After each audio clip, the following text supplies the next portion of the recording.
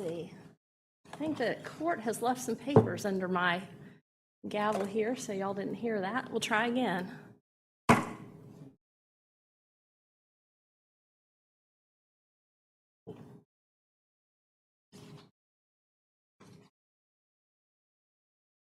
All right, good evening and welcome to the regular meeting of the Kernersville Board of Aldermen. Today is Tuesday, September 3rd, and we're glad you're meeting us here today. I'll begin by calling this meeting to order. We'll begin with an invocation by Reverend Michael Walton of Liberty Community Christian Church.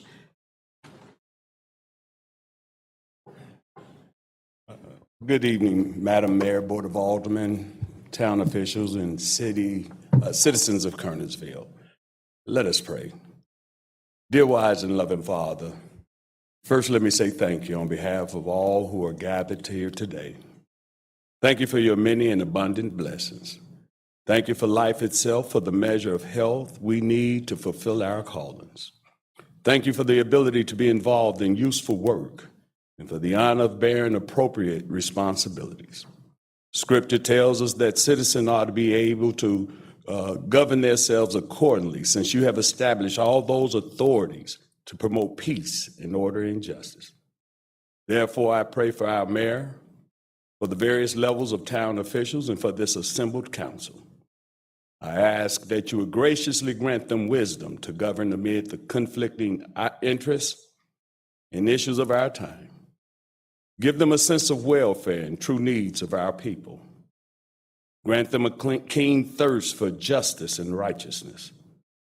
Father, give us all the ability to work together in harmony, even when there is honest disagreement. Father, we pray for the agenda set before us today. There is safety in the multitude of counsel. Grant us wisdom, knowledge, and understanding, so the outcome will be beneficial to those who live and work in and around this beautiful town of Kernersville.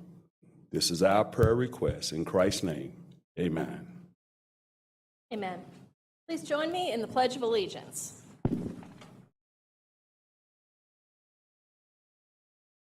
I pledge allegiance to the flag of the United States of America and to the republic for which it stands, one nation, under God, indivisible, with liberty and justice for all. Thank you. You may be seated.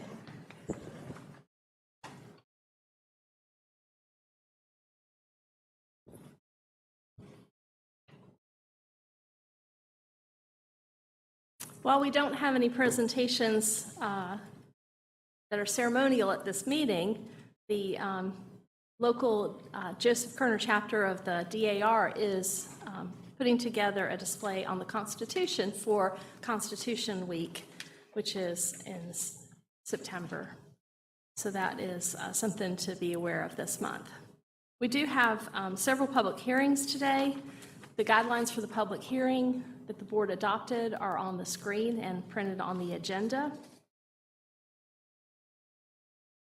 If an agenda item is denoted as a public hearing, persons attended shall be permitted to address the Board of Aldermen regarding the item under consideration, those speaking in favor speaking first and those against speaking second.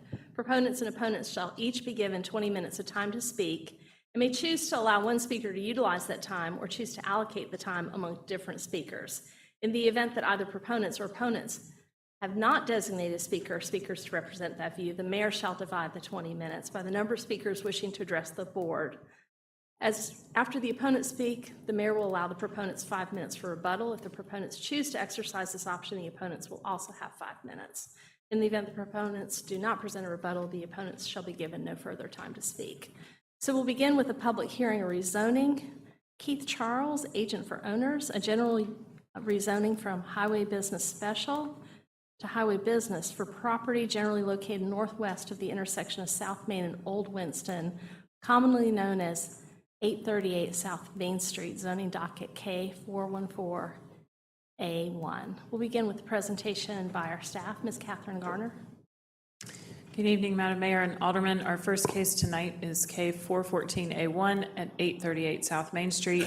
Keith Charles is the agent for the owners of Greenwood and Charles Incorporated. The request is to remove the conditional overlay from the property and return the property from Highway Business Special to Highway Business, and then all Highway Business uses would apply. The site is approximately 4.42 acres. The requested zoning is highway business. In the area is other highway business across South Main Street and other commercial zoning districts, including highway business, general business special, and limited office special. There is one tract of RS 12 across Old Winston Road. The highway business district's intent is to accommodate retail service and distributive uses. The district is established to provide locations for establishments which require high visibility and good road access, or which cater primarily to passing motorists. The district is not intended to encourage or accommodate strip commercial development. Developments in this district generally have substantial front setbacks. The uses, this chart compares the uses that are approved in the current HBS zoning, the highway business zoning, and then also lists the conditions for several of the uses that have additional use conditions applied. So the left column, it is the current uses that are allowed on the site, and then the highway business here in the center is the uses that could be proposed in the site, and then the conditions could restrict some of these uses from being established if they were unable to meet the minimum conditions for those use. Those are verified by staff. This is in conformance with the land use plan, which is currently designating this area as commercial.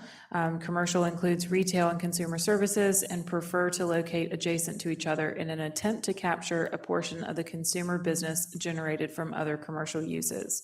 So the commercial land use plan designation supports this highway business zoning district and is the prevailing land use plan designation for most of South Main Street. The request to rezone the property from highway business special to highway business increases the number of uses allowed by right at this location, thereby providing for further opportunities for a wider variety of commercial uses. This was heard at the August Planning Board meeting. Planning Board and staff recommend to approve the request to change the zoning ordinances of the town of Kernersville by rezoning the property in case K414A1 from highway business special to highway business, finding the rezoning is consistent with the comprehensive plan and further being both reasonable and in the public interest because the request to rezone to the highway business zoning district is consistent with the land use plan as approved, and the parcel currently hosts existing commercial users, and the proposed expansion of uses will introduce greater variability for the type of commercial activities on the site. This was the vote at Planning Board in August with all members voting in the affirmative. I'd be happy to answer any questions that you have. Does the board have any questions at this time? I have one question. When this was originally zoned HB, was there a reason why it wasn't zoned HB at that time, or do we even know that information since it was so far back? This was an old rezoning case, and it didn't say why they were requesting highway business special at that time. I think over time, Kernersville has done a lot of special or conditional zonings, and it may have just been part of the trend, but it is conforming with the land use plan, so we feel that the request to rezone to highway business is appropriate. Thank you. All right, this is a public hearing. I'll declare the public hearing open. Is there anyone here to speak in favor? I have a card from Keith Charles if you'd like to speak, sir.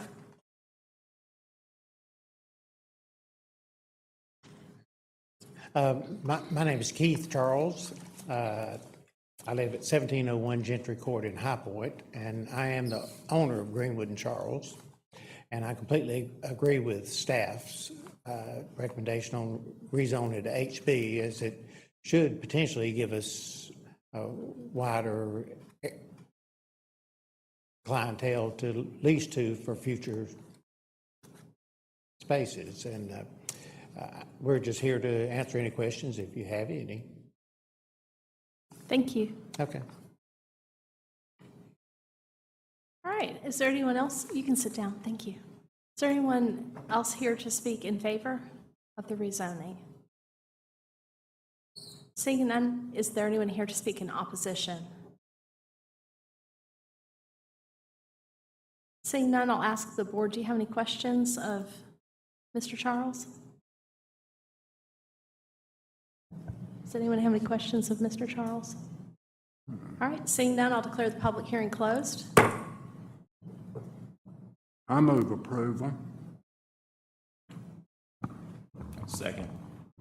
I have a motion by Alderman Penix, second by Mayor Pro Tem Thompson. All in favor? It's unanimous.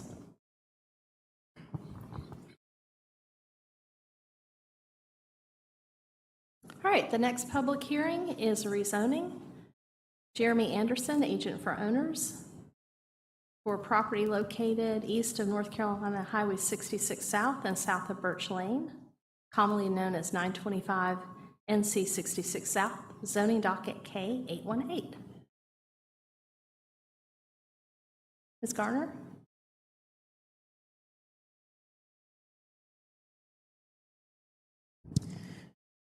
Madam Mayor, the next rezoning is K818, 925 NC 66 South. This is also a general rezoning. The petitioner is Jeremy Anderson, agent for owners. The owner is Sunlight Missionary Baptist Church. The proposed rezoning is from RS12 to highway business, with all highway business uses applying. It is 2.42 acres. Highway business is surrounding this property all along the NC 66 corridor. It does back up to some RM12 residential multifamily at the rear of this property, so that property is to the east. But the 66 corridor is largely turned over to commercial or industrial uses and zoning districts in this area of 66. The Highway Business Zoning District, same in the last case, is intended to accommodate retail service and distributive uses and established to provide locations for establishments that require high visibility and good road access or which cater primarily to passing motorists. The columns here show all of the uses that would be permitted in highway business, and it is quite a difference from the existing uses that would be approved under RS12. Several of these uses do still have the use conditions that might prevent them from being able to open, with the residential backing up as an immediately adjacent parcel, and that would be reviewed by staff. The land use plan designates this area as commercial as well. Commercial, according to the land use plan, is intended for retail and consumer services, and with a preference to locate adjacent to each other in an attempt to capture a portion of the consumer business generated from other commercial uses. So commercial land use plan designations support the highway business zoning district. Staff's analysis is that the request to rezone the properties from RS12 to highway business changes the designation from residential to commercial zoning. However, commercial zoning is consistent with the land use plan in this area and is in conformance with adjacent properties and other properties along the North Carolina Highway 66 corridor. This was also heard at the August Planning Board meeting. Planning Board and staff recommend to approve the request to change zoning ordinances of the town of Kernersville by rezoning the property in case K818 from residential single family to highway business, finding the rezoning being consistent with the comprehensive plan and being both reasonable and in the public interest, because the request to rezone to the highway business zoning district is consistent with the land use plan as approved. This was also unanimous from Planning Board at their August meeting. Okay, thank you, Ms. Garner. This is a public hearing. I'll declare the public hearing open. Is there anyone here to speak in favor?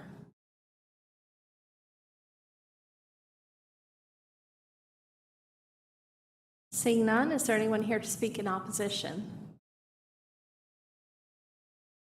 Seeing none, I'll declare the public hearing closed. Does the board have any questions, comments, discussion, or a motion? I have no comments. I'd motion to approve. Okay, motion by Alderman Thompson, or Mayor Pro Tem Thompson, and second by Alderman Apple. All in favor? It's unanimous. All right, item C is another rezoning. Gabriel Price, agent for owners, a general rezoning from GI, which is general industrial, to GB General Business for property located southeast of the intersection of North Main Street and King Street, commonly known as 102 King Street, zoning docket K 820. Ms. Garner?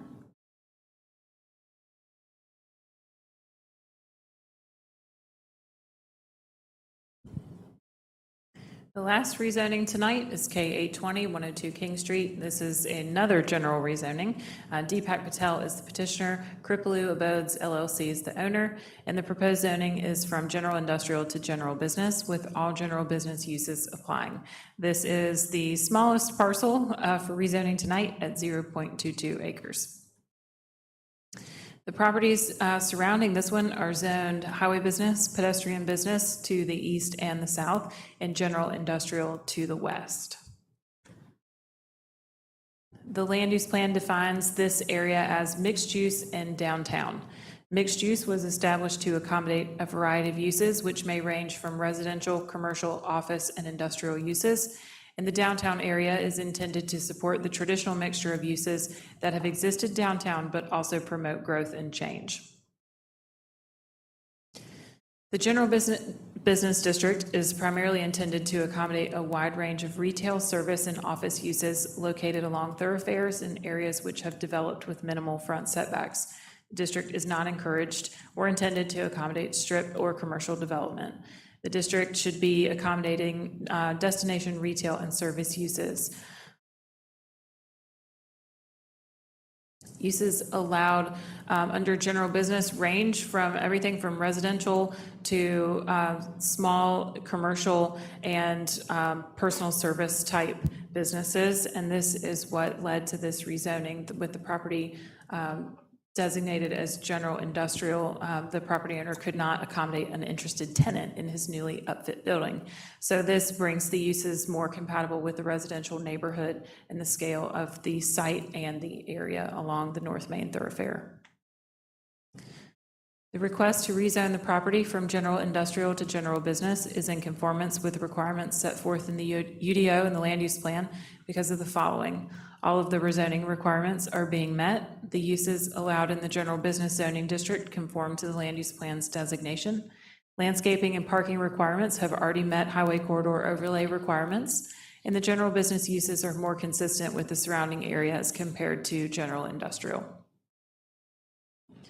This also was heard at the August Planning Board meeting. Planning Board and staff both recommend approval of the request to amend the zoning ordinance of the town by rezoning the property in case K 820 from general industrial to general business, finding the rezoning is consistent with the comprehensive plan and further being both reasonable and in the public interest because the request to rezone the general business zoning district is consistent with the land use plan.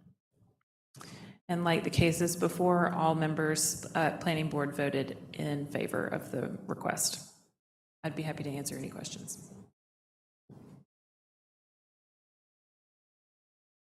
All right, this is a public hearing. I'll declare the public hearing open. Is there anyone here who'd like to speak in favor?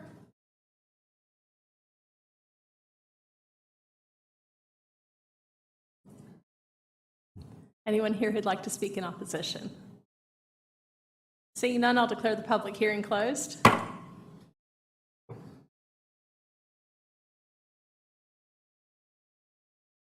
Any questions to staff? Any discussion? Or do I have a motion? I move approval. Second. I have a motion for approval from Alderman Penix, a second by Alderman Gorham. All in favor?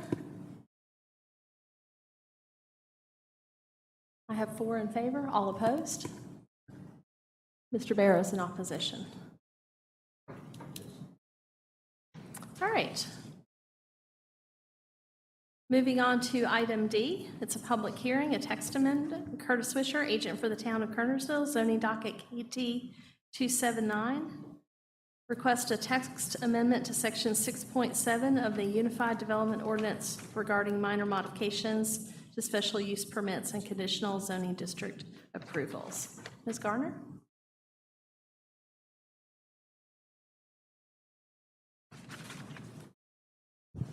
This text amendment is a modification to the ordinance that allows staff to make minor modifications to plans that have been approved either through the rezoning process or the special use permit process. The North Carolina General Statutes allows municipalities to establish in a unified development ordinance what types of changes, if any, staff can approve for modifications to those special use permits or conditional zoning approvals. There are two general parameters regarding these changes as specified in the general statutes.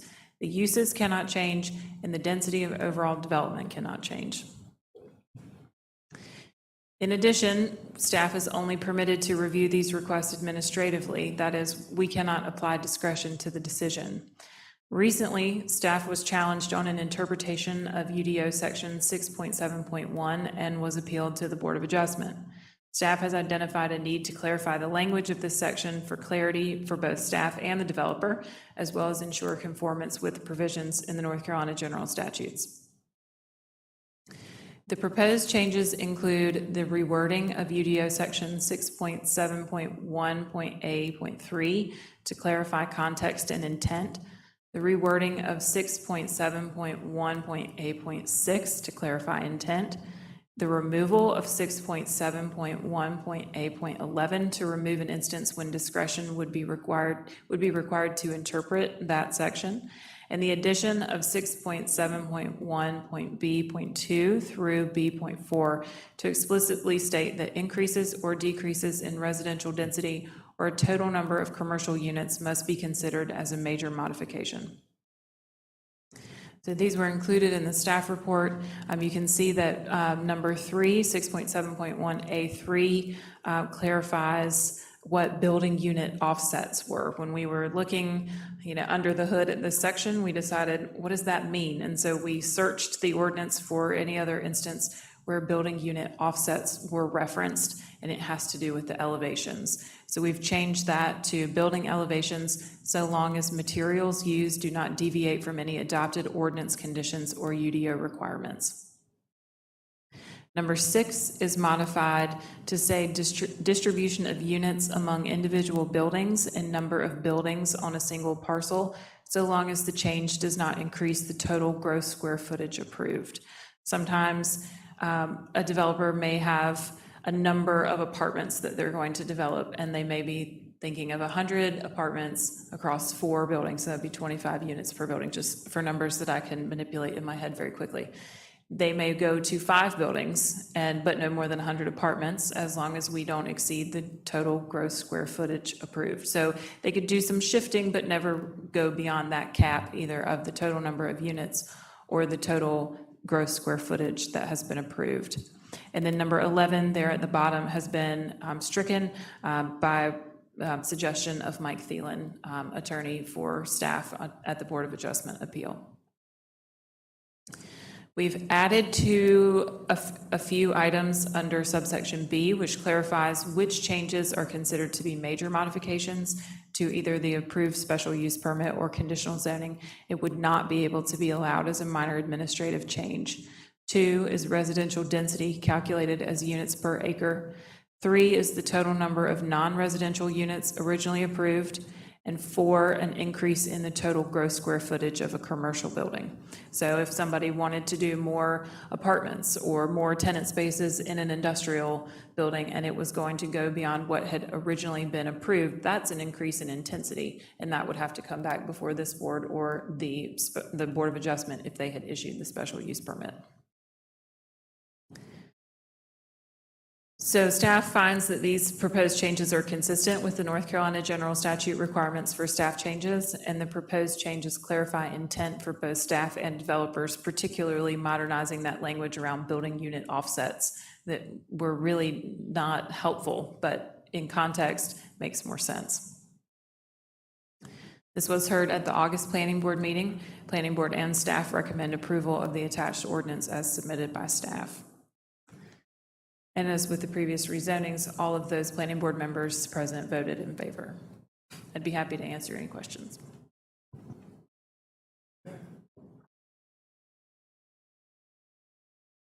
I'm sorry. 6.7.2A6. Would you explain to me once again, if that, in the context of a proposal to build 5 apartment buildings, and the concept of, as long as it didn't increase the total square footage approved for that. Give me an example or two of how that, again, you gave one, but I was trying to zero in on another one. Sure. You did. Sure. So we've had multiple approvals for apartments that have a cap on the number of apartments, and they show the number of buildings that they're going to be constructing for the entire project. So they can mix and match the numbers of what they have approved, but they can never go beyond what was approved. So if their reorganization of the number of buildings increase the footprint or the total gross floor area, we wouldn't be able to approve that. That would be an increase in intensity.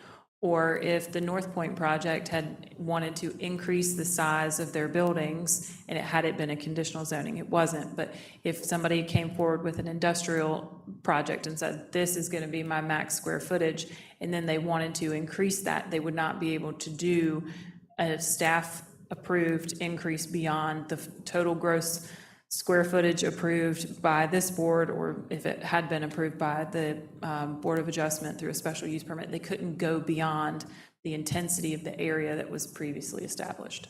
So if I were building apartments with 5 apartment buildings, and I wanted to increase the square footage per apartment in one of those buildings and make the other 4 buildings smaller per apartment, would that be a minor change under this definition? If they didn't change the total number of units that had been approved, and they didn't change the total gross floor area. Okay. Thank you. All right, any other questions before a public hearing? All right, this is a public hearing. I'll declare the public hearing open. Is there anyone here who'd like to speak in favor? Is there anyone here in opposition? Seeing none, I'll declare the public hearing closed. Are there any more questions of staff? Do we have a vote? I move approval. I've got a motion by Alderman Penix, second by Alderman Apple. All in favor? It's unanimous. All right, we are here to the public session. Our first item on the agenda is speakers from the floor. Is there anyone here who'd like to address the board on an item that is not on the agenda this evening? Mr. Hooker, have you received any speaker cards? No, ma'am. All right, is there anyone here who'd like to address the board on an item that is not on the agenda as a speaker from the floor?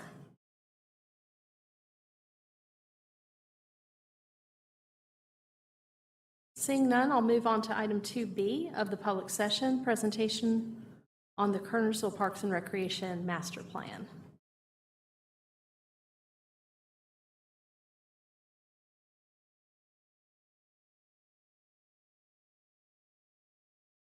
Thank you. So for many of you that have been around for a while, you've known Parks and Recreation has always functioned off of a 10-year master plan. Back in 2002, we did our first one when I arrived here. That led way to the renovation of the front side of Harmon, the renovation of 4th of July Park, and a few other projects. We renewed it again in 2012, and we had great success with that plan. So we're back on a 10-year cycle to renew our plan. So we've hired Pond & Company to come and do our master plan. And with that, I want to turn it over to Lisa Roberts with Pond to give you a presentation on our new plan and present it for adoption.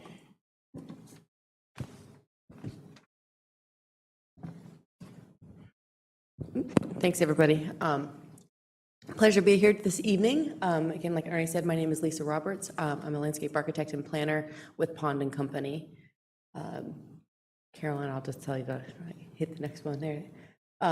So what I'm going to do here tonight is give you, I know you all have a copy of the full report, so obviously we won't go through that in grave detail, but I'll hit a lot of the highlights of our process and our recommendations that came from that process. So First of all, just to introduce it, for a park system master plan, the purpose of it is to be a guide for the town and for Ernie and the Parks and Recreation Department with recommendations to them that are based on data analysis, benchmarking the town against both national and other like local and regional standards, and then also a fair bit of community feedback.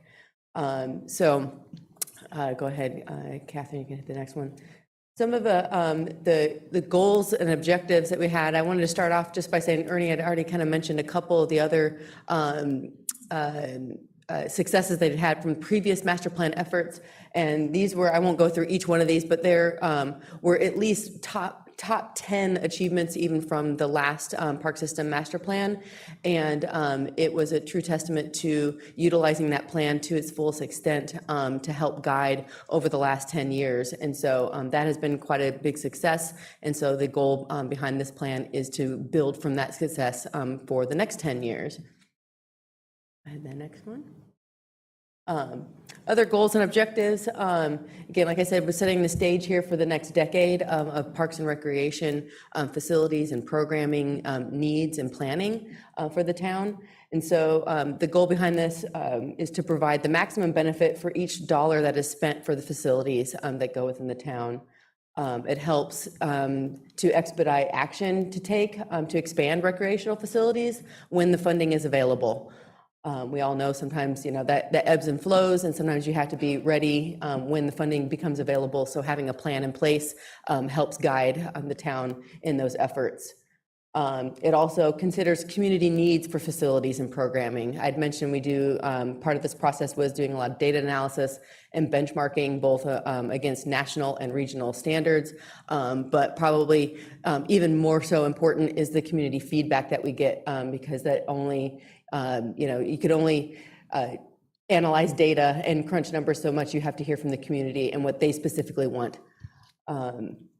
Other goals to this too is understanding the opportunities to create and connect green spaces throughout the town. And I'll mention that again whenever I talk a little bit about some of the feedback and input that we got. And that is a really big, important factor, that even the community feedback that we heard from the community as well through their feedback.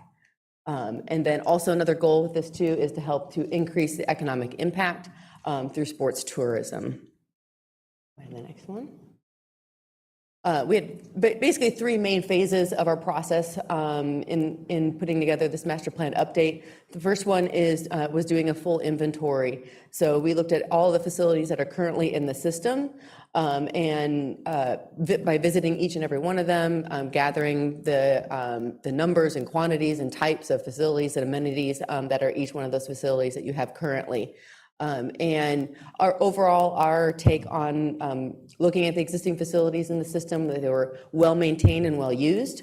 Some of the equipment and facilities were a little bit dated, might need some updating coming up soon. Other things we noted were ADA accessibility would need some evaluation throughout a few of the parks in the system. But there were a good variety of amenities, and that was also echoed in the community feedback as well. There were a lot of parks that are more centrally located within more the heart of Kernersville, so probably a look more at spreading those resources out and making it accessible to folks in the wider area around Kernersville. And then also in comparison with the National Recreation and Parks Association, by and large, the town is pretty much on par on national standards. There are a few areas, again, I'll talk about in a little bit, where there could be some improvements made, but by and large, tracking well compared to national standards. Oh, that's right, I forgot I had this couple other images on here too. So yeah, this was some of the benchmarking that we did. Again, I don't expect you to read and go through that. It is in the report of where Kernersville is tracking pretty well compared to national standards. And then the other sort of the tan graphic there was just a summary of all of the things that you have out there in the town right now. So there is a good variety, and there is quite a bit out there for people to partake in. Go ahead. Other part of our inventory, I talked about doing data analysis. So we did look at the various population growth and density changes that have been happening in the last 10 years throughout the town. age distribution, race and ethnicity, and then household income were some of the main key data factors that we looked at in looking at basically kind of what is where, who is where within the town. Again, so it can help us target or help the town target their efforts when providing or expanding or improving recreational facilities throughout the town.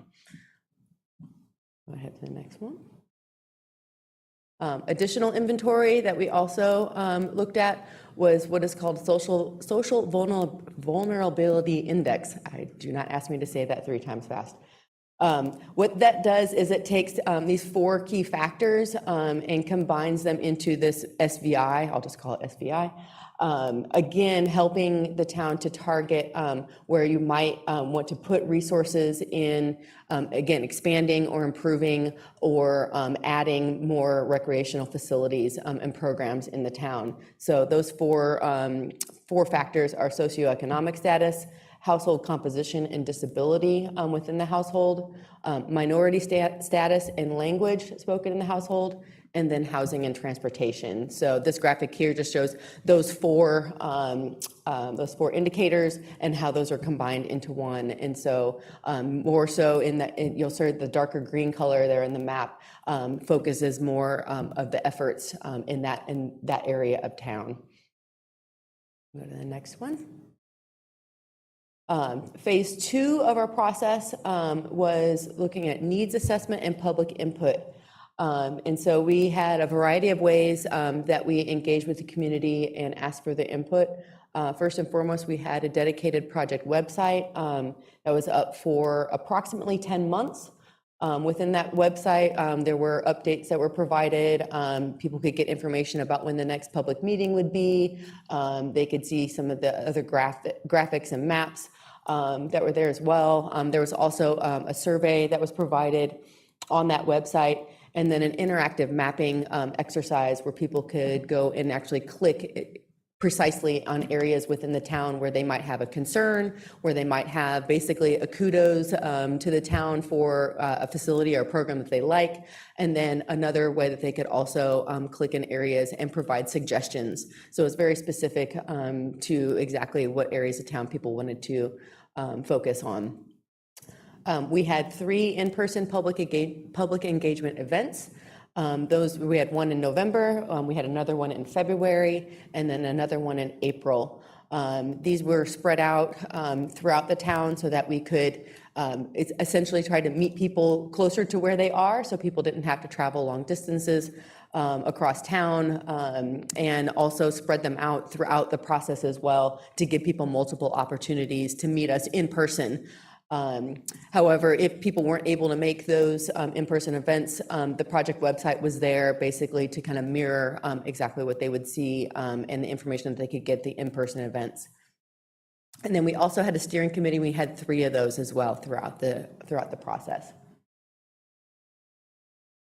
Highlights of some of the feedback that we got.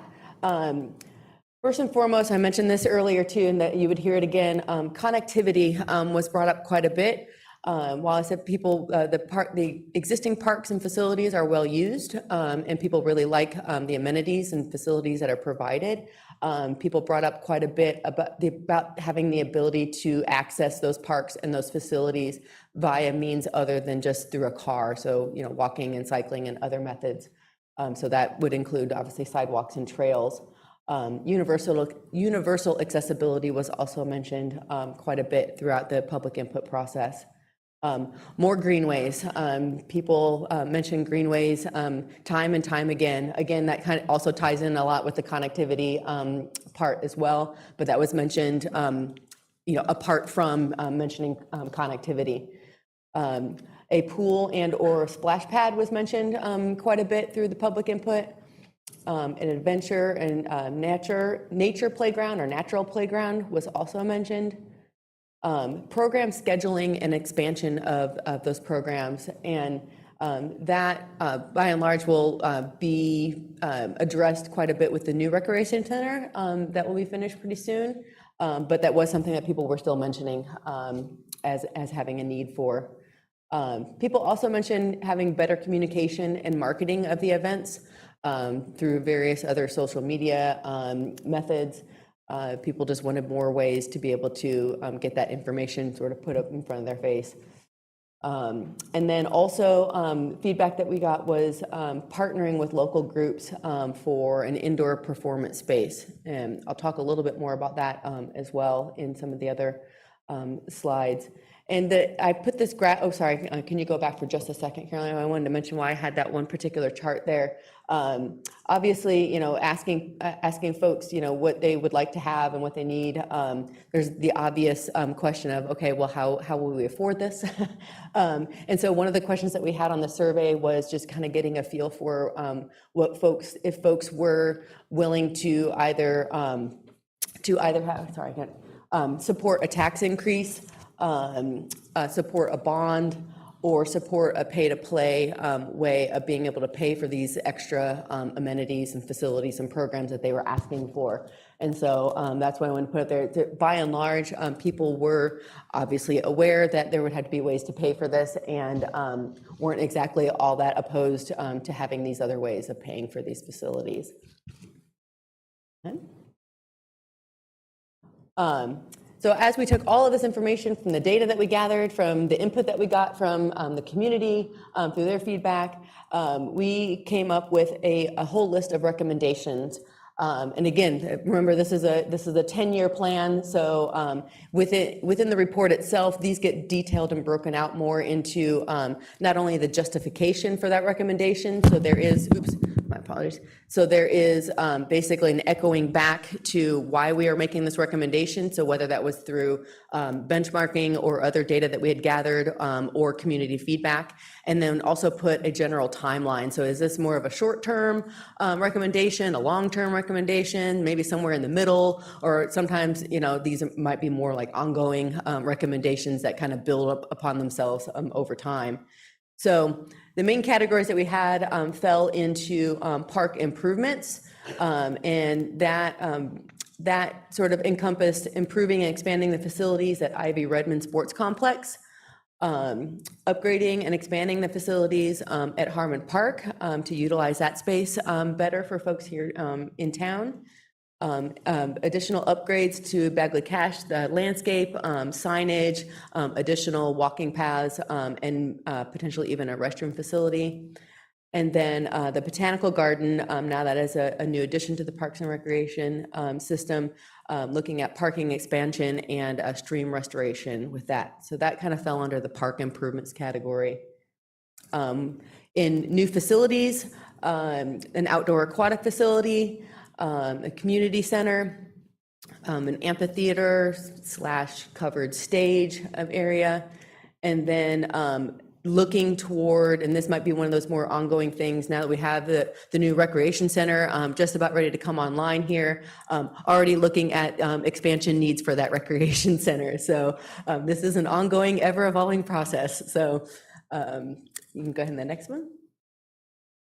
Another category of recommendations fell under new parks.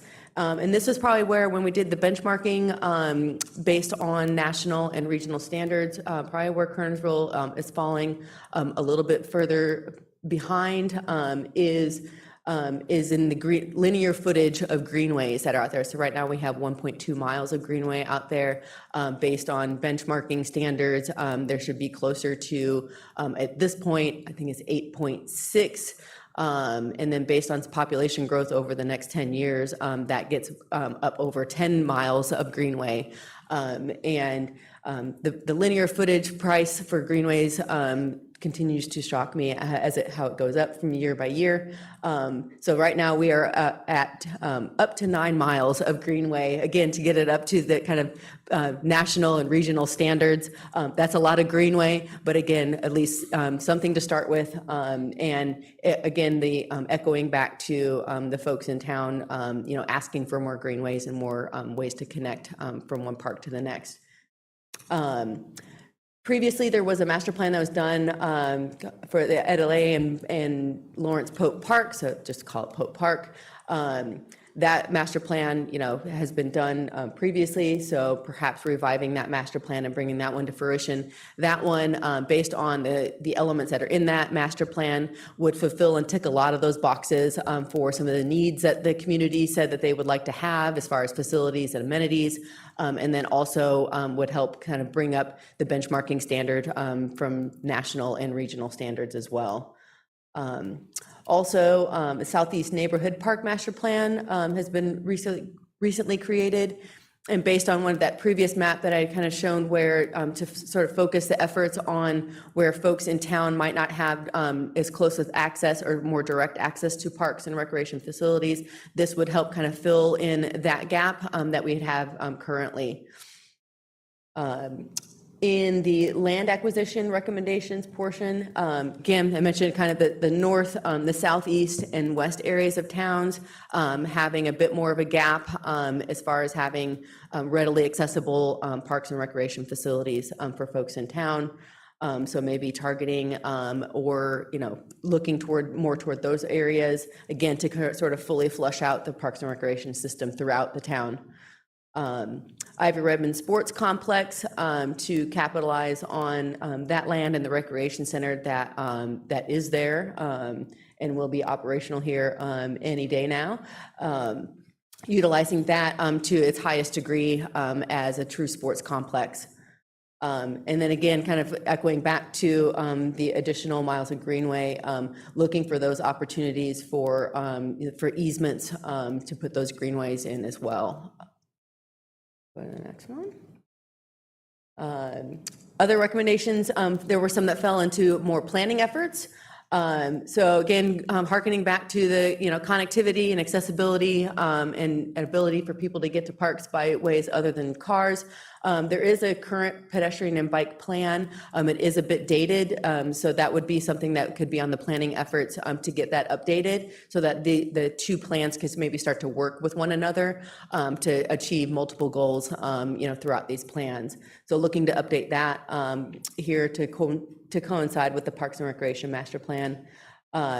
Looking at a downtown master plan, again, we talked about some improvements to Harmon Park and how looking at a full master plan for downtown and maybe utilizing areas for other plaza spaces and what we call pocket parks, these really kind of tiny little parks, but that kind of have a really big impact in a small footprint. A downtown master plan could help facilitate that. And then looking at a permanent botanical garden master plan as well.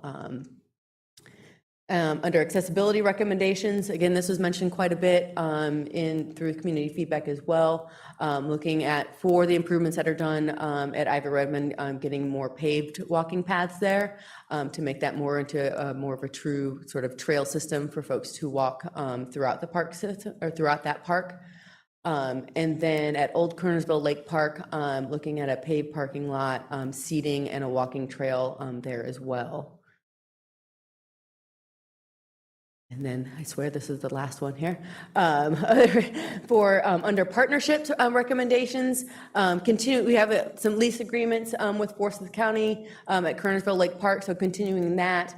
We have the joint use agreement that's currently for Bagley Cache Park, so continuing with that and exploring other ones too as well with other local schools or organizations. Those can be great ways to, again, to kind of help fill in gaps, whether it's through amenities or facilities that might be lacking or by virtue of where it's located in town as well. Can be really great ways to help the town fill those gaps. Partnering with nonprofits for downtown programmed events, again, tying in more with the downtown master plan and utilizing the downtown spaces also for additional recreation opportunities for folks. And partnering with local groups, again, I had mentioned before, for indoor performance space. Something like that would be something that the town would maintain, but the partners and the partnership could manage the operations of that. Greenways, a lot of times those come into play with regional partnerships, again, because those are starting to tie together very large regional areas. So looking at partnerships for those greenways and to help with that deficit throughout town. And then lastly, on the marketing and outreach, there was one recommendation that came out of this master plan effort, and that was to develop a more robust marketing and social media strategy, which might encompass utilizing outside professionals on a case-by-case basis. There have been some recent examples of where the attendance at some of the events and just the general awareness of some of the events has gone up dramatically by using a more robust social media and marketing outreach. So those are the, at least the summary list of recommendations from this master plan effort, building upon the previous master plan. So I'm sure there might be some questions with this, but and I'm happy to take questions on anything that you've read or anything that I've talked about tonight. Mayor, Thank you. Go ahead, Mr. I Apple. have a question. I'm sorry, I didn't mean to interrupt you. Thank you for a great presentation. You drew my attention when you made a comment about the Paul J. Senior Botanical Gardens and development of a permanent master plan. To what extent does your planning process integrate the master plan that was done for the garden at its inception? I know they spent a lot of money, and in my view, appropriately so, getting a really comprehensive and a staged or phased plan to develop that garden. How do you integrate that master plan with the permanent master plan that you're talking about here? Yeah, I heard Ernie stand up, so I'll let So to answer that question, the master plan that they did back 2010, a lot of the amenities that they planned for, when they started breaking ground and establishing the garden itself, they quickly figured out that some of the layout wasn't accurate. For instance, the amphitheater, the way it's oriented right now in the current master plan that they've got, they quickly figured out where the sun sets and rises creates a problem. So that changes the orientation. That orientation changed to make it fit so the sun's not in your eyes, change the whole footprint of the whole park. Then you've got the stream restoration. How's that going to affect the backwood, the hardwoods part? How do you access it? And now when we're talking about the nursery, you might need an access for emergency vehicles. Well, how's that change it? So all those what ifs, you go back through now that they know that they've been on the ground, you update your master plan to fit those things that you found. So that's kind of what we're talking about. Thank you. And I guess I would contend that it's really hard with something like the Paul J. Senior Botanical Garden to have a permanent master plan because by definition, it's fluid. Correct. And we're seeing a lot of the fluidity now, and I think a lot of our meshing of the town strengths and the garden or the foundation strengths. I think that's going to be a process, I think. So that got my attention, the phrase permanent master plan. I think more accurate is updated. Updated, I like the word, I like the word. And the other thing I would say is that as we're doing that, I don't think there's any expectation, as I sit, and Alderman Penix may have a different perception of it, but as I sit as the mayor's appointed, one of the mayor's appointed members of the Senior Foundation Board, I don't think there's any expectation that drive the process, but I do think that we've got to, I think we owe it not only to the founding family, but I think we owe it to the town to take into consideration as we plan, the original intent as stated in their, I'm forgetting the term, but their objective on their website. I think we really need to pay attention to keeping our eyes on that, and I don't think there's any expectation, nor should we let that completely drive the wagon, but I think if we don't load them on the wagon and let them sit in the front seat and help us do that, I believe we'll be failing to capitalize on a tremendous asset for the town. So I just want to, from this side of the table, as one alderman, I'd like to see us pay attention to that intent. And You know, lots of times I drew an analogy within the last 24 hours to, it's like having a corporate structure trying to control what an artist thinks. It really is an art, I think, not only developing and maintaining and the ongoing design of the garden itself, but the garden is going to draw the events. The events are not going to compensate for failure of attention to the garden. So I just want to make that statement, and Alderman Penix, as I say, may have some completely different views on that because he sits on that foundation board too. But just some observations. Thank you. And Alderman Apple, I think, to take it one step further, in the agreement that the town has with the initially the Senior Gardens, in that agreement, any deviations from their original master plan by the town must be approved by their board as well. So if we want to go in and basically throw out that master plan and go to something different, it has to be approved by their foundation board. Yeah. Some very nice photography in the report, especially of our new greenway. Oh, yeah, I know. Yeah. Yeah, that was one of my favorite things, is the cover with the greenway on there. Yeah, it's great. It's really quite pretty. I think it's a reminder, though, we have to keep the funds available, if you all agree, to keep it maintained and trash picked up and graffiti removed and that sort of thing, to keep the amenities we have nice as we move forward.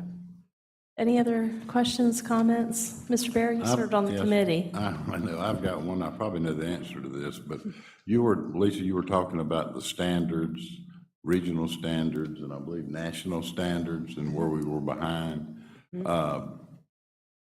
Does that take into consideration the uniqueness of Kernersville, the size of the town, and instead of trying to fit us into a round peg in a square hole? I mean, we're different.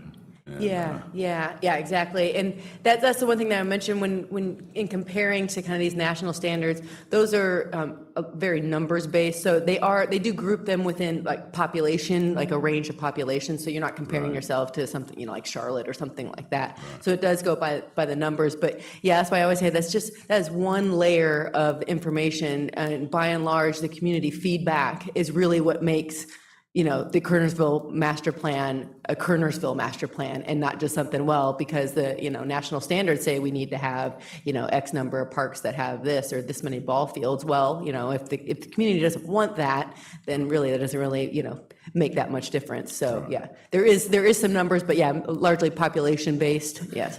Yeah, we don't want to be Charlotte or Greensboro or, Washington, D.C., nothing like that. No. We want to be Kernersville. And I didn't hear you mention pickleball one time. How did you manage that? That's all we talk about at the meetings is pickleball. I know. I mean, it did come up, definitely came up, tennis and pickleball came up, but yeah, I mean, greenways by far outweighed, most of anything that we had heard. But yeah, it wasn't, I was just as surprised as you were, but. I did say pool though. Yes. Well, the pool, you call it an aquatic center, that's okay. But it's a Kernersville pool. Yes. I like that, thank you. Need to, I guess, adopt the plan. Okay. Any other comments or questions? Do I have a motion to adopt the new 2024 Parks and Recreation Master Plan? I'd make a motion, Madam Mayor, to adopt the 2024 master plan. Okay, I've got a motion by Alderman Barrow. I second. Second by Alderman Penix. All in favor? It's unanimous. Thank you. Thank you for your presentation, Lisa. Thank you all. Mayor Morgan, I got a comment before we proceed. I know you already asked for speakers from the floor, but I know Don Martin's here, and I know that last time he was here, he had a little trouble hearing us. I just want to make sure if he wants to speak, he has that chance. Sure. Were you planning to address the board tonight? I did already call for it, but I'll allow it now if you'd like to. No, I just appreciate you considering what I had to say. Try not be just trying to make a point. I just wanted my side of the story. And events that happens out there, and a taxpayer living there for 60 years, I just want to emphasize what I was. That's all. We're good. Fantastic. Thank you.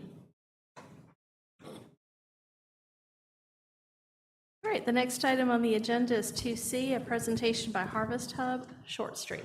This was supposed to be on September 25th agenda, so somebody will make the motion to withdraw it. Okay. So moved.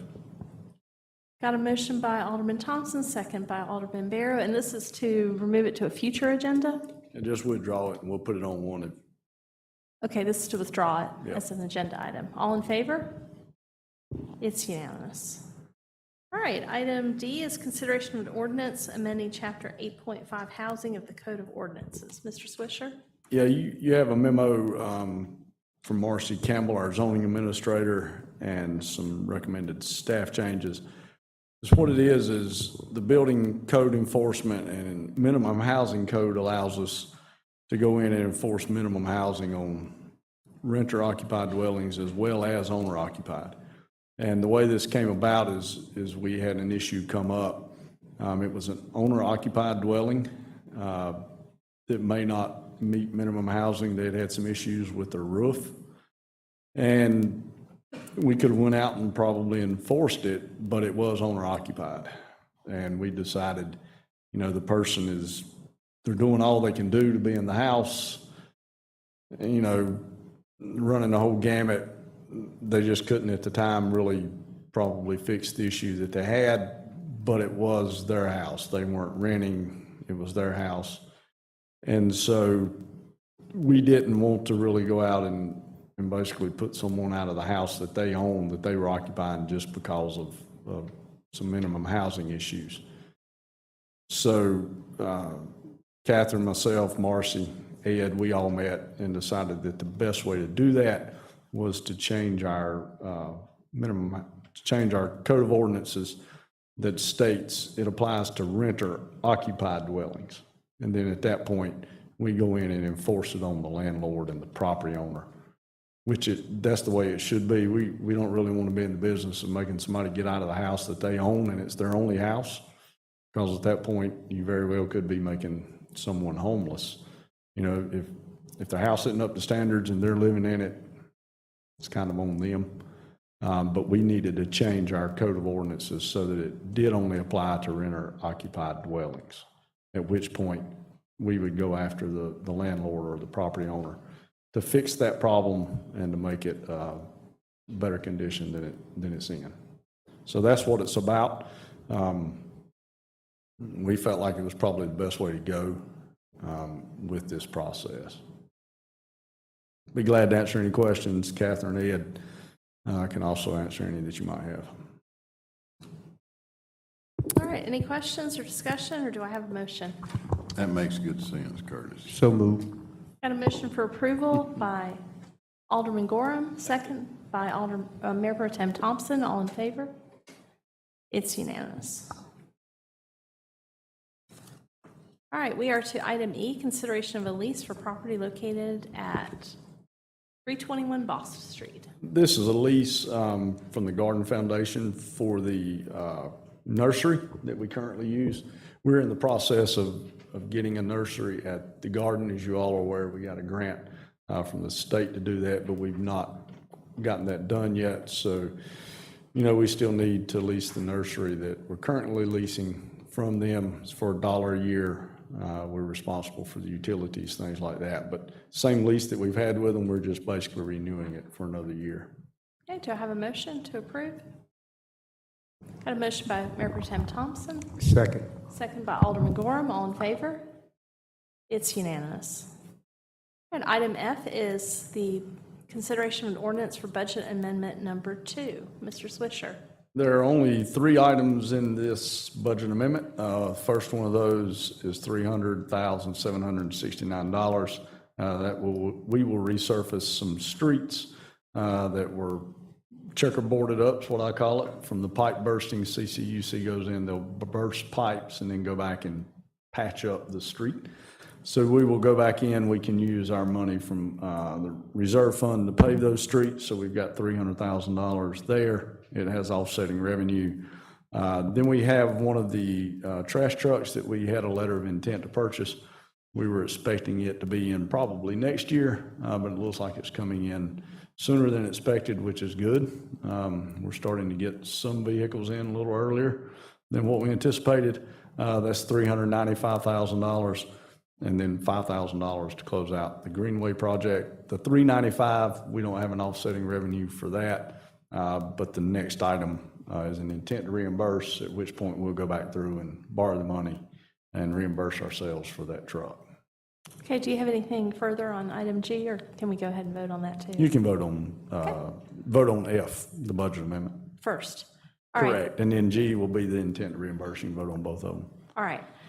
So item F is the budget amendment. Do I have a motion to approve? So moved. Got a motion by Alderman Apple, Second. second by Alderman Gorham. All in favor? It's unanimous. All right, we are to G then, the resolution for notice of intent to reimburse. Do I have a motion to approve? So moved. Got a motion by Alderman Gorham. I thought I heard a second to my right. Second by Mayor Pro Tem Thompson. All in favor? It's unanimous. All right, the Community Appearance Commission bylaws. Mr. Swisher? Yeah, there's just 3 minor changes to the bylaws. They've changed up the descriptions in the bylaws as to what each staff member is responsible for, that's a liaison to the CAC. They've also changed the time of election for the chair and vice chair to be in June, so that they will start in July, which coincides with the budget beginning. And they've also changed several, I think it was a couple of years ago, adopted an ordinance that changed the number of members on the CAC, and their bylaws still had the old numbers. So that's recommended to change also. I think it's 7 to 14. So just 3 minor changes, but we want to go ahead and update those bylaws. All right, do I have a motion to approve? I'd make a motion. Got a motion by Alderman Barrow, second by Alderman Gorham. All in favor? It's unanimous.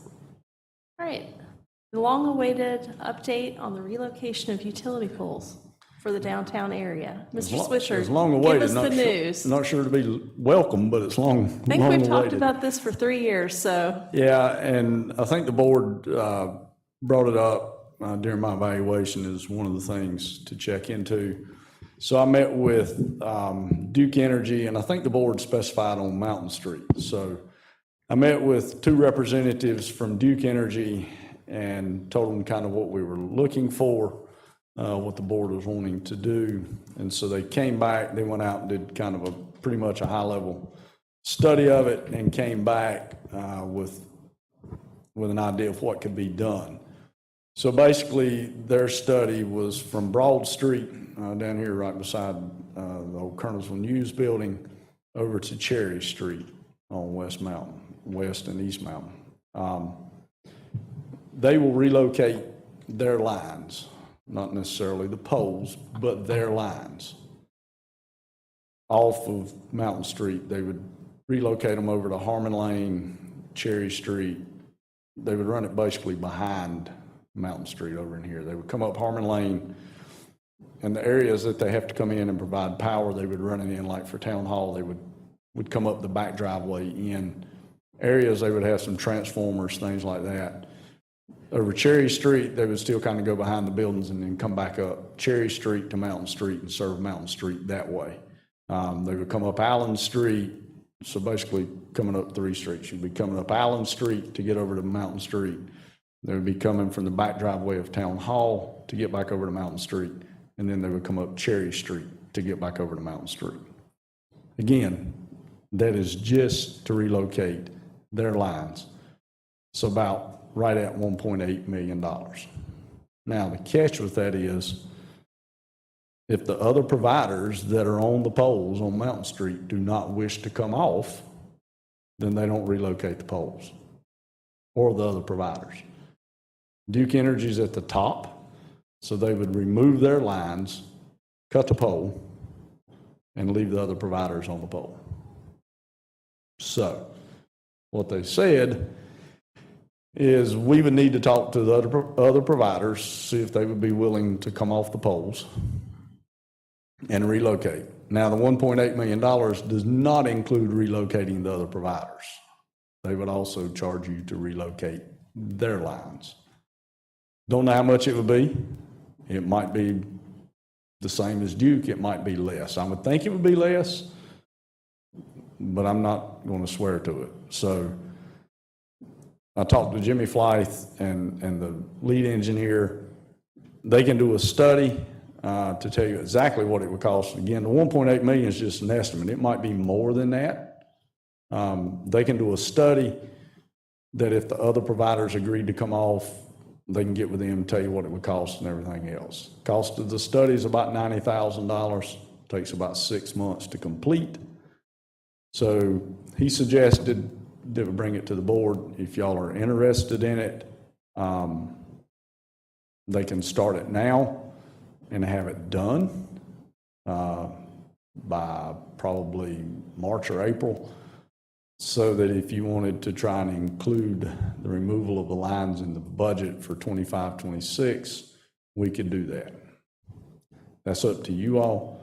But I can tell you, you're looking at least, I'll just go ahead and tell you, it'll be $2 million, if not more, time you move all the other providers.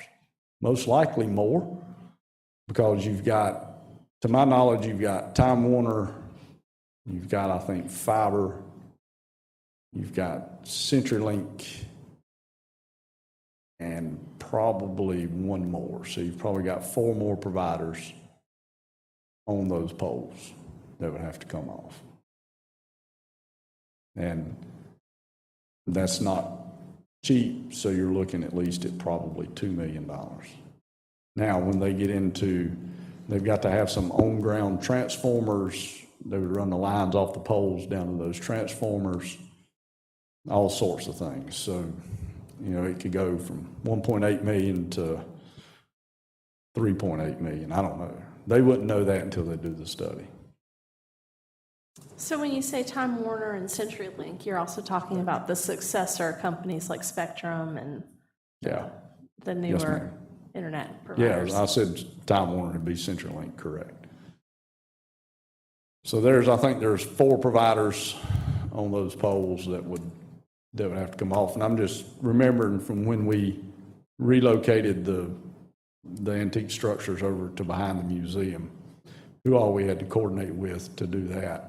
I'm pretty sure it was Spectrum, CenturyLink, and I won't say AT&T, but I'm not 100% sure. So it's up to the board. Certainly don't have to decide tonight. If you decide, you know, hey, we want to go ahead and do the study, you can let me know that next, you know, we would know it, need to know probably in time to get them started in October, November, so that they could be done by the budget, if you wanted to try to include it in the budget. The problem you will have is if it's $2 million, that's not going to be a project that you can finance. So you would have to take the whole $2 million out of the general fund. And at that point, we're going to be below our fund balance policy, because we don't own anything to go to the LGC and borrow money on. So the $2 million would just be $2 million. What you could do, probably the recommendation would be the next budget cycle for the General Assembly is maybe try to get a grant from the state to do that, and see if you can do that, or see if there are some grants available out there. I know Duke Energy has some grants as well.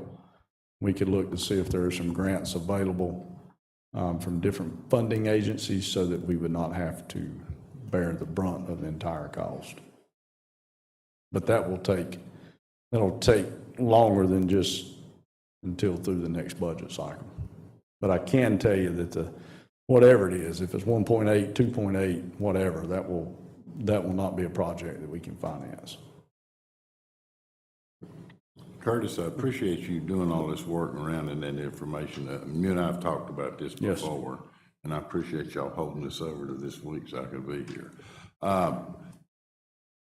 It's my understanding that these companies come into Kernersville and they sell their service, be it power or cable or whatever, and we don't make anything off of that. Is that correct? No, we do get a franchise fee. We get a utility franchise fee off of those. Right. I think we collect about $800,000 a year in franchise fees. Okay, now couldn't the board raise that franchise fee, or is that set by the state? I think it's set by the state, John. I would have to check to be sure, but I think it's set by the state as to what you can charge as well as to whom you can charge. Right. I don't know that we can charge it to every utility that comes in. If you remember, we had a lot of citizens upset last year about Bright Speed and those folks coming in digging for fiber. Right. And there was nothing we could do about it. It was controlled by the Secretary of State's office. Right. But I can check on that and get you that information back. I just don't know, I don't know the complete scope of that, to be honest with you. Right. The other thing, and I appreciate that, and we need to look into that. The other thing is all these poles right on the road. I mean, that's the first thing that bothers me. You know, you ride through Kernersville and you're this close to a telephone pole, and it don't, and the lanes are not that wide, hence a 20-mile-an-hour speed limit. But I think a safety factor, it seems like we could do something to convince the people that do power that they need to move the poles. Do they have any liability? And I mean, I know I'm the lawyer here. Do they have liability if you run into their phone pole and it's too close to the road, or they got some kind of immunity, or No, you we pass actually, an ordinance or something? you run into their pole and you get to pay them for the pole that you knock down. I know that. They don't have any liability. My guess is, and I'm not 100% sure on this, but that's probably where their right-of-way ends, where their utility easement ends, is that close to the road, because the road, you know, especially Mountain Street and Main Street, they're so old that they did not have a lot of right-of-way. So instead of going through and purchasing the right-of-way they would need to move those poles back, they keep them in their right-of-way. And their philosophy, I'm sure, is same reason they don't do underground. It's cheaper to go in and replace that pole, even if the person's uninsured, than it is to go through and continue to buy the right-of-way that they need to move the pole back. Right. Just like underground, they say it's cheaper to go back out during storms and put it back up overhead than it is to put it underground. What would happen if we widened the road by 3 feet? We pay to move the pole. We pay them. I think that's correct, isn't it, Dawn? Yep, That's the we way it pay works. them. But they'd have to move. They got no right of way. Where would they move? We'd it? have to buy the right-of-way. We'd have to buy it. Yes, sir. That's not fair. If you as an individual do a development and there's power poles in that development and you want to put a street through there or whatever, or a sidewalk, and that power pole needs to be moved, you get to move it. And if you don't own the property, you get to pay for it. Duke Power may go in and condemn it, and then you got to pay them for it.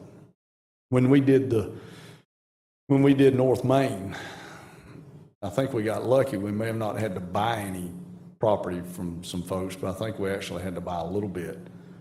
But we had to pay to move the poles, and if there was property needed that they could not get the property owner to give, then we had to pay for it. So if we wanted to go in and move all the poles, like say in front of the banks right out here, and we needed to move them back to right along the parking lot, we've got to buy that property from the bank and then pay to move the pole. Have to condemn it, right? We would, unless we could get the bank or whoever it might be, unless we can get the property owner to give it to us, yes, we'd have to go in and condemn it. Which if you got a lot of properties to get, you can imagine that's not going to be a fast or cheap process. I'm for having an informal group or whatever. I don't want to pay any big fee to any company to look at this, but I think we need to look at it further and see what we can do in terms of maybe passing an ordinance or doing something to come up with the money to move this, because it'd make the town so much nicer without them phone poles right on the road.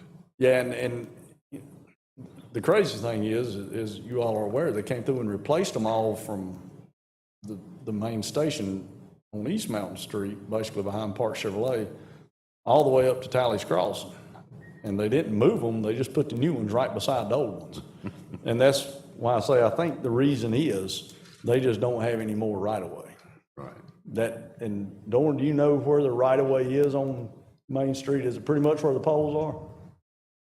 Yeah, so there's not much there, but I'll find out. I can look into general statutes and get with Jimmy and find out kind of how that franchise works as far as with Duke and the other providers, and I can get you that information back next month. And then if you want to get a committee of a couple of aldermen, what I can do is set something up with Jimmy Flythe. He's Duke's representative in this area. Really good guy. I mean, he's great to work with. I can schedule a meeting, be myself, maybe Ed and a couple of aldermen, have him come in and just kind of tell you where we're at on it. If you want to do that, that'd be great, because you've got some good questions that I might not be able to answer, but he probably can. Good deal. Curtis, thank you for your good work on this. I appreciate it. Yeah, thank you. And I'll get those other questions for you next month, and then other answers. And then if you decide you want to do that committee, we can set something up and get Jimmy to come in and meet with that group.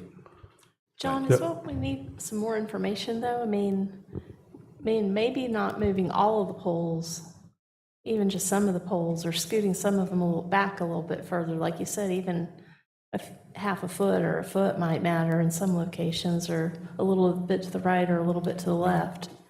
From a safety standpoint, yes, that'd be good, but my idea is to get rid of all of them through the middle of town, just long range. I don't know if we'll be able to do it, but we won't know till we poke at it and find out what happens. Well, that's why I was wondering if maybe it's worth doing the study just to get more information. Yeah. In connection with I this. don't want to spend a bunch of money on a study until we Yeah. can flesh it out. I think meet with Jimmy first, kind of see what he tells you, and then you'll know whether or not you even really want to do the study. Right. Well, if we're going to try to pursue grants to do the work and minimize the cost to the town, it would be conducive that we do that study, so we have exact figures to present, when we go out asking for money. So, I would think that, if that's the long-range goal is to get rid of all the poles and minimize the cost to the town, that having a study done so that when we go in, we know exactly what we need to be asking for, and it'd be well worth the cost to have that study done. Yeah, I 100% agree. I think probably, because you'll have to have the study to get the grants, I think probably, though, the first step would be to get a small group of board members with Jimmy so that you can ask more specific questions. And then, like the mayor said, it might be that, we don't move all of them at once or whatnot. And then we'll have a better idea of kind of what we want the study to look at too. Because the study will be very specific to what the board requests. So we don't want to go in and get a study done that really doesn't kind of answer the question what we're looking at. So, again, you don't have to vote on doing the study right away, just if you wanted to include it in the budget. But I think I get John's question, some of his questions back next month, then kind of go from there maybe about getting, and I can set up a meeting between now and then with Jimmy for 2 or 3 of you, a couple board members, mayor, and whoever. And then based on what we hear with that meeting, I think come back to the board as a whole and say, okay, here's what we've got. Do the study, not do the study, because it might be that you get in it and it's like, this isn't even going to happen, and you not do the study. I mean, it's kind of a lot of parts to it, but I think getting that question, getting the specifics answered from Jimmy to start with, we kind of help you know whether or not to do the study. But you're 100% correct. If we're going to pursue any outside funding or anything, if we're even going to pursue moving any of them, we'll have to have a study of some sort. I mean, Duke will require you to do the study because they've got to do it. Basically, it's an engineering study from their end to map out what they would do. So, but I'll get the answers back for John, and then I might shoot out an email and say, hey, which alderman would like to meet with Jimmy and come up and do that. Well, and to JR's point too of like, you need information to plan. I mean, think about some of the zoning cases we've had today. They're not in that area of town, but they might eventually lead to redevelopments of properties. We've sure seen that. I mean, the shopping center where Target is looked very different, 25 years ago.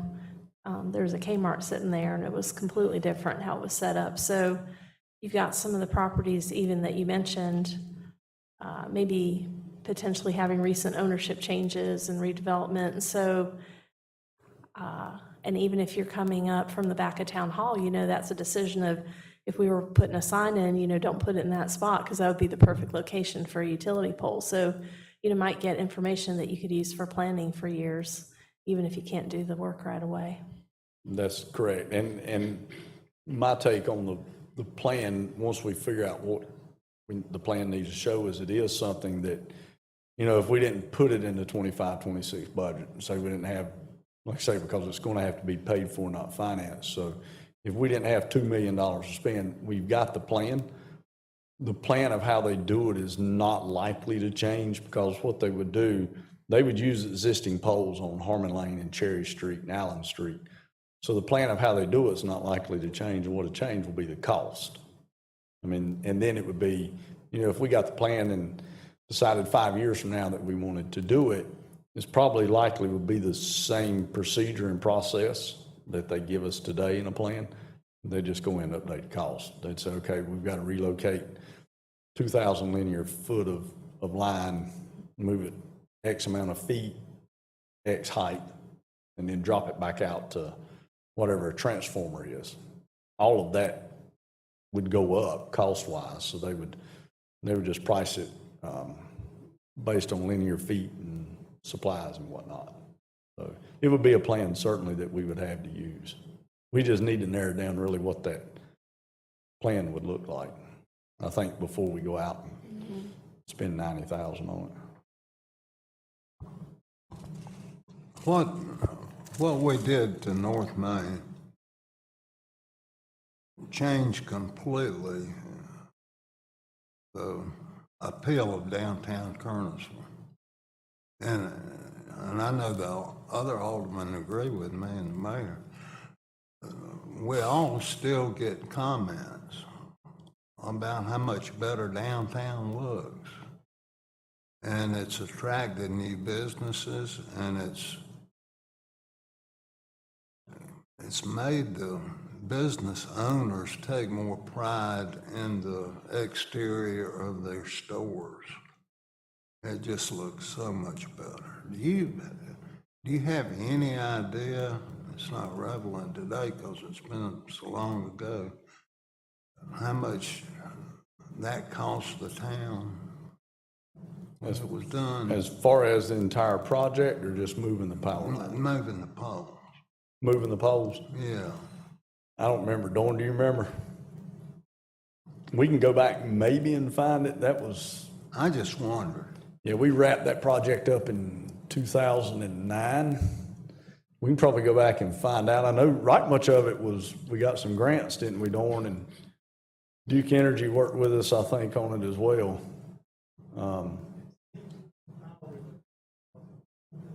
I think that's right. I think it was about Curtis, $1 can you million. repeat it so Yeah. viewers can hear? Dorn said he thinks that at the time that the relocation of the utility poles and the power lines and everything was about $1 million, which would, Okay. it was a little bit shorter stretch, but that's I'll tell about, you, I think that's about right. because of you and Dorn and all of our department heads, we've been so fortunate recently with the grants we've gotten and what we've been able to do with the grants. And I just feel like, John, you got a good idea. If we put our heads together and found out all the specifics and appeal to North Carolina, we might have a shot of getting that thing paid for. I think you're right. I do. I think it, you know, we get calls for projects from folks in the General Assembly. Hey, have you got any projects for this and that? And they've got grant money that they can give out that's specific to downtown enhancements. You know, you're aware we did the parking lot on Cherry Street and the parking lot on beside the museum, both of those with a grant for downtown enhancements. One was $300,000 or $400,000, one was about $250,000. So, you know, it might be that, you know, it might take a year or two to get the grants. If we can combine them, depending on the time frame of the grant, you know, if one's 3 years, one's 2 years, things like that, we might can work it out. We might, as you're aware, I mean, we got one last year for $1.8 million for land acquisition out at Ivy Redmond. So if it comes up and you know, there's another $2 million available, I think this project is one that we could present that to our representative and say, hey, you know, we've got a project that twofold, you know, it enhances the safety of the motorists traveling through downtown Kernersville, and it also enhances the overall appearance of downtown Kernersville, which really, you know, with projects that accomplish 2 things, 3 things or more, you ranks a little higher. So we would certainly do that. And honestly, if one of our representatives was to call me tomorrow and say, hey, you got any projects? I got some money. You know, I'd throw it out there whether we've got a plan or not. I'd say, yeah, we need $2 million to move the poles. That's what I was gonna say. Go ahead and put a bug in there. Yeah, I mean, I would do it with a plan or not. We can get the plan. If we get $2 million, we can get the plan. So, you know, we would do that. But yeah, you know, as long as they've got some money in Raleigh, I think, you know, it's something that we pitch to them every time they call asking if we have any projects. Good deal. I think it'd be well worth the time and effort. I'm all for that. I think it would be wonderful for our downtown. Any other comments about it? Chris, did you have anything? Or Bill? Okay. You know, Joe, when we did the project for Main Street, it started with the water lines. The water lines need to be replaced. But in connection with it and the board's support of the enhancements, and Doran, you'd remember this too, they actually had some old utility facilities underground in the road that we were able to use that helped to consolidate newer things into that. So, you know, I feel kind of like, to the extent those lines are old, there may be things on them that are not as necessary. You know, you may be able to find some, you know, happy surprises along the way too, not just negative surprises. So, Curtis, you remember that vault they were able to repurpose? Made a huge difference in what we were able to do with the Main Street rehabilitation project.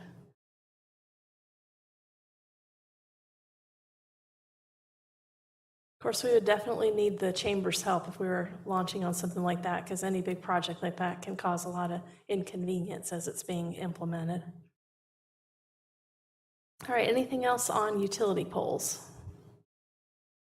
All right, we will move on to the consent agenda. These matters are considered to be routine and will be enacted by one motion with no separate discussion unless someone would like to discuss it separately. We've got A, approval of minutes for the July 9 closed session, B, approval of minutes for the August 6 regular session, and 2 for Forsyth County refunds. So these are items A, B, and C. Would anyone on the board like to see any of these A, B, or C removed from the consent agenda? All right, seeing none, any staff or citizens in the audience interested in seeing any of these items removed? If not, could I have a motion for approval of the consent agenda? Motion to approve. All right, I heard it from everywhere. I think I heard a motion first from JR. So moved. And I heard a second, was that Chris? All right, Mayor Pro Tem Thompson, all in favor? It's unanimous. All righty, we are to the town manager's report. Mr. Swisher. Only have one brief item. I need the board, we have to grant City of Winston-Salem City County Utilities an easement for a water and sewer line that is going to the Parks and Recreation Building. So would like the board to grant that easement to them so that we can turn that water and sewer line over to them. We would like them to have that. Do I have a motion to approve? Motion by Mayor Pro Tem Thompson, second by Alderman Barrow. All in favor? It's unanimous. And I have nothing else. Can we add a letter of encouragement for replacing some of the steel plates around town with pavement? Actually, believe it or not, they tell me that there's asphalt and road under the one at Cherry Street and Oakhurst, so I'm not sure why they haven't moved the plate. I guess they just like it to be there, but go figure. They raised it up the other day and there was a road under it, not a hole, and they put it back down. Maybe they didn't have the truck needed to haul it off or something, I don't know. Yeah, I don't know. I mean, I can't figure out why they have it there, but oh well. All right, Yeah, I can call them and ask them when you come to get your plates, but there's one I'd like to bring up, and Ernie and I talked with, where's Ernie? There you are. Talked with Penny West, and we talked with Curtis about it following. She's planning a kind of a neighborhood block party, which would require closing a few streets off of Nelson Street. It's not a town-wide event, it's a neighborhood event, but she wasn't able to put in a request for the trash cans and that kind of thing and for the street closure, but I think we may see it at the next meeting. So I wanted to see if anyone had any problems with that, since she'll be on a tight timeline. yeah, and honestly, I'm not sure I remember the street names. Do you have the list? Church Street and New Street, I believe, Maybe Orr? and Orr. Yeah, it's right in that area. And honestly, with events like that, it's not an issue as long as there's another way in or out. And it's not a DOT road, so we don't have to let them know. I don't see an issue with it. Ernie, do you see any issue with it? Yeah. All right, so she'll bring paperwork for it. We used to do it kind of informally, and now there's a, Yeah, there's like a special event form or something that you fill out to request that. And quite honestly, I don't know that we need it for events that are on town-owned streets. We had the form because DOT had a process that you had to go through to close their streets, and we used that form for their streets, and we still just carried over. It originated as just a form for events downtown to close Main Street or Cherry Street because they were DOT roads. But, I mean, it's not a big deal. If she brings it in, we can get it on the agenda. okay. And if something happens and doesn't make it in time for her event, I can call everybody and just let you know that we're going to close, and we've done that in the past as well.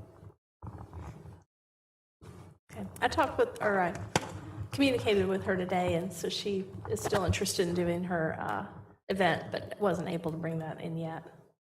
All right, and if you all recall, she's retired from the fire department. So. And honestly, if y'all want, y'all vote on it tonight if you want to vote to close the streets that she needs closed. I mean, you can do that tonight. It's going to be Church Street, Orr Street, and U Street. And I think that's the only three. You remember any more? It's just 3 streets in it, right? And it's October 5th in the afternoon. Yeah, I mean. She had already arranged parking at one of the local churches there, and If y'all want to vote to allow her to close them, then we can work out the details with her. That's not a problem either. One question, I think, like John, I think I know the answer to this, but we don't have any security or fire and rescue concerns about doing that. And we check with them before we close it. yeah, Curtis would handle the compliance of all that. Thank you, just a question. Yeah, and that, on one of our forms goes out to everybody, the form goes out, and the rest both forms go out to everybody, like that. So, if there's an issue with it, really, again, on the closing of the streets, as long as there's another street that'll go the same place. For instance, we wouldn't close Cherry Street and Main Street at the same time, because then you can't get north-south through town. So things like that, that's when we send it and say, no, you can't do that. But usually in the neighborhood, as long as they don't block all the ways in or out, it's not an issue. But we check with PD and fire both before we approve it. That being the case, Madam Mayor, if it's appropriate, I'd make a motion that we go ahead and approve the closure of the streets. Got a motion by Alderman Apple, Second. second by Alderman Gorham. All in favor? It's unanimous. Thank you. I think that would help her with her planning, and it sounded like it's mostly people who live adjacent to those streets too, also involved in it too. It's like a big kind of family reunion for the neighborhood, so thank you for y'all's support of that. All right, matters to be presented by the mayor and board of aldermen. Mr. Penix? Just one thing, I wanted Curtis to talk for about 30 seconds about Friday Night Lights, the time, and it's a big, huge event at Ivy Redmond that we've had annually. Thousands of people come. There are 100 schools that participate. It's cross country. When I ran cross country at East Forsyth my first year, the first year East Forsyth opened, nobody ever heard of cross country. And the only people that would come would be like people that go to a car race to see the wrecks. They'd come to see which one of us passed out at the finish line. But they come by the thousands to Ivy Redmond to watch those athletes. Tell us just about it. Yeah, it's Friday night, rain or not rain. The only thing that'll postpone it will be thunder and lightning. Not sure about the thunder, that'll be up to the race director, but lightning, yeah, he'll postpone it. Fortunately, the weather looks good. As Joe said, there's 100 teams, 100 high schools registered, 40 or 50 middle schools registered. I hadn't heard the latest count, but probably 4,000 kids signed up to run. Middle school starts at 5:10, and from there until 10:05, they have a race every 25 minutes probably. Fireworks at 10:05 if it's not raining. If it is raining, if they can get the fuse lit, we'll still have fireworks. If you plan on coming out, let me know. I'll get you a parking pass so that you can drive down Beeson Road. Otherwise, you'll be parked up about Union Cross Road and get to walk down and come into the park, because we'll use the field across the street for parking. They'll also charge you to get in, but if you've got a parking pass, you can get in. So if you want to come out. Like I say, it'll be from 5:10 to 10 o'clock. I think they turn the lights on. I was looking at the schedule. Lights come on at 7 o'clock. So the first true race with the lights will be about 8 o'clock. So I think last year Ernie had Placer AI, which is a company that can go out and kind of see the number of pings on local towers, cell phone towers and everything, estimated about 15,000 people. Maybe a little high, but just based on what we took in at the gate, number of coaches, so forth, it was definitely probably at least 12,000 out there. So I think it's the largest event probably at Ivy, isn't it? Yeah, for the year. So we're looking for a crowd again this year. He thought about taking it to 2 days, but he's sticking to 1 day. So we'll see. Fun event though, but hopefully it won't rain. If it does, maybe it won't rain hard. I'm not sure how well it'll go trying to run through the woods with a little bit of light and heavy rain. So we'll see. If you want to come out, call me, text me, email me, let me know. I'll get you a pass or meet you at the gate or whatever. Joe, do you have anything else? All right. JR, Nothing, Madam Mayor. thank you. Bill? Madam Mayor, real quick, I just want to point out an observation.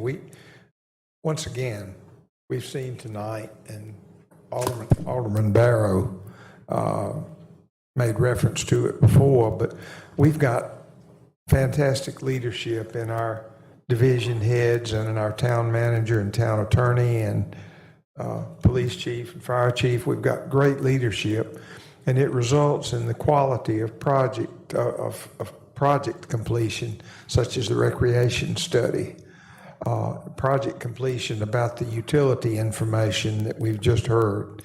And that stuff doesn't just happen. It takes hours and hours and hours.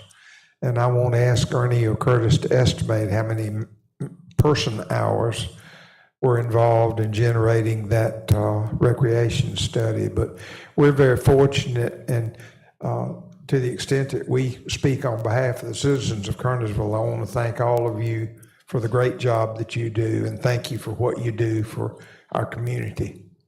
It's far more than just a job for everybody sitting here and those who aren't, in fact. But thank you for what you do and how you do it. John? Thank you. I got just a couple of things. First of all, I'm sorry I missed the last meeting, and I'm glad you held over the phone pole deal for me. But I'll let you know that Kernersville is now the home of the world's fastest flathead Ford in the world. Congratulations. Automobile. Can you give us more details? Well, we went out to the Bonneville Salt Flats about 2 weeks ago and ran my 1940 Ford. It's got a flathead engine in it, an antique motor from the 40s. And the car is the same. And anyway, you run a 5-mile course, and I averaged a speed of 159.0419 miles per hour in 2 runs to set a world land speed record with that type of car. And we did it in 2 different classes, fuel and gasoline. Anyhow, that's big fun. And sorry I couldn't be here. The other thing is that before I left town, I think it's before I left town, we had some kind of meeting, Ernie, I can't remember what it was, but anyhow, I think it was Ernie. Anyhow, I had the opportunity to talk with Scott Pope, and we were trying to figure out where we were going to put the pool. And I told him, and he agreed. He thought it was a great idea if we put a new Kernersville pool at Pope Park. He thought that was good, and he wanted to talk to us, talk to the town about it, So, anyhow, centrally located and all that. He liked all of that. Anyhow, that's what I have to report on. Thank you. Thank you, and congratulations on that great race result. Thank you. All right, Chris? I have nothing, thank you. All right, is there a closed session this evening? There is. That's the only thing Ed just told me on the way out, and all he has is a closed session. Right. So somebody read the motion. Do I have a motion? Madam Mayor, I hereby make a motion pursuant to North Carolina General Statute 143-318.11A3 to enter into a closed session to consult with an attorney employed or retained by the public body in order to preserve the attorney-client privilege between the attorney and the public body, which privilege is hereby acknowledged. Okay, I have a motion. Do I have a second? Second. Second by Mayor Pro Tem Thompson. All in favor? It's unanimous. All right, we are now in closed session. Thank you all for joining us.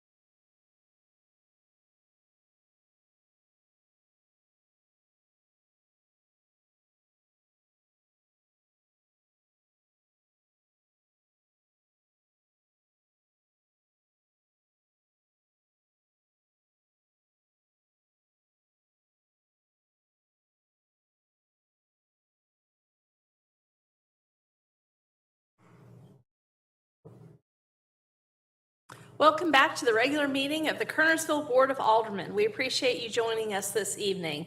Is there any further business before the board this evening? If not, may I have a motion to adjourn? Motion to adjourn?